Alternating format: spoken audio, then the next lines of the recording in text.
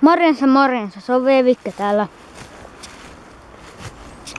Mä otan nyt uuden sarjan. Sellainen vlog minulta. No okei, muuthan tätä on tehnyt jo. Mutta en näytä naamaani. Pitää vähän katsoa, ettei tunnista paikkaa. No kuitenkin tähän ekaan jaksoon mä ajattelin ottaa tätä MM-kisoja. Tänään on torstai sen jälkeen kun finaali pelattiin, mutta no kyllä siitä vieläkin kohua on. Niin mistä nyt no tavattoman hienohan se on ollut niinku 13 ensikertalaista sai MM-hopeaa. Ei siinä mitään, mutta sillä tavalla millä se tuli, niin siitä on plussaa ja miinusta. Joten pitäisikö mun aloittaa ihan alusta? Siis alussahan me hävittiin 3 ottelua putkeen. Ja Venäjä-pelistä se ihmetyttää, kuinka en muista kuka se nyt oli. Ai, osot. Ne, mutta taklas, en muista ketä, koska en jaksanut opetella nimiä.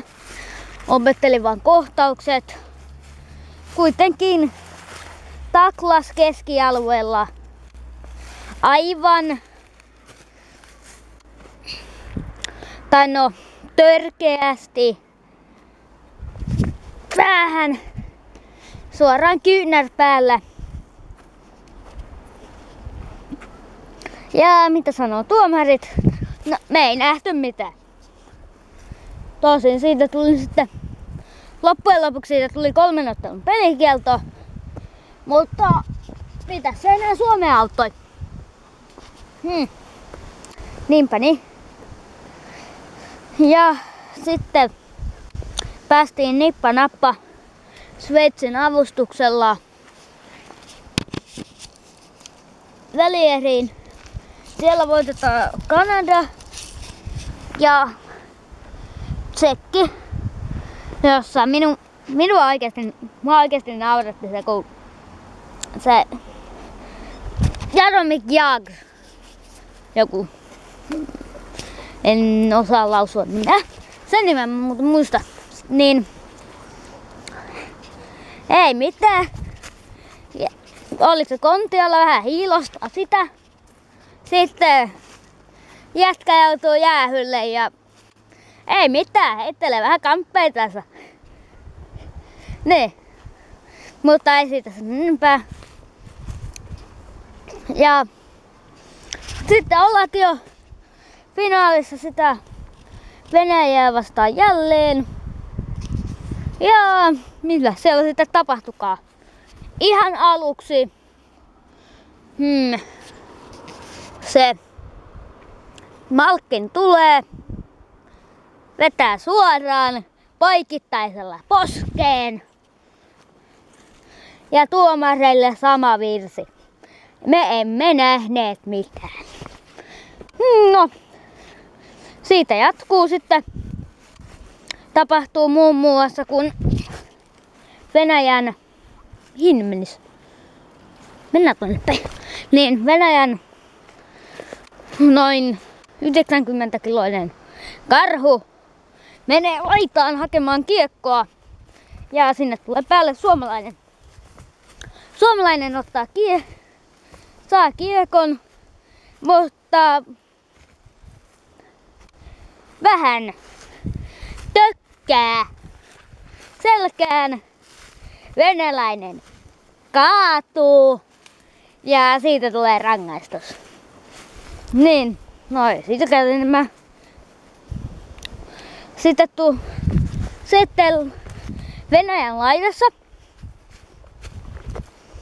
suomalainen hakee kiekkoa. No, siellä sitten mä näitä katsoin vielä äsken. No, ei siitä sitten. Se oli about 5 metriä irti, kun hän yllättäen kaatuu. Ja mitäpä siitä muuta kuin rangaistus. Niin. Ja sitten siellä ja selvä venäläiskoukkaaminen. Jää huomaamatta siellä paineessa, mutta sitten kyllä huomataan, kun keskialueella laitetaan vähän mailaa eteen ja Ovechkin kaatuu. No, siitä täytyy sanoa, että se oli ihan aiheellinen. Se mun täytyy sanoa. Ja sitten ei siitä ottelussa sen enempää, mutta sitten se, mikä tänään herätti kohua, niin on se, kun Westerlund on kertonut Iltalehdelle, että Suomelta vietiin aamun harjoitusvuoro. Miten tästä nyt pääsisi alas? Niin. Suomelta vietiin harjoitusvuoro, koska toimitsijakielossa oleva Oleg halusi vielä jotain keskustella. No pitää harjoitukset vielä joukkueen kanssa. No, piti sitten harjoitukset ja sen jälkeen ilmaantui otteluun sinne yläkatsomoon. Ja siellä sitten erityisesti ruotsalaismedia otti kantaa ja kerrankin, siitä en lähde sen, mutta Oleg oli ottanut mukaansa mikin, joka pilkotti hänen kädestään sekä korvanapin, jolla hän sitten selitteli ohjeita kakkosvalmentajansa kellossa olevaan mikrofoniin.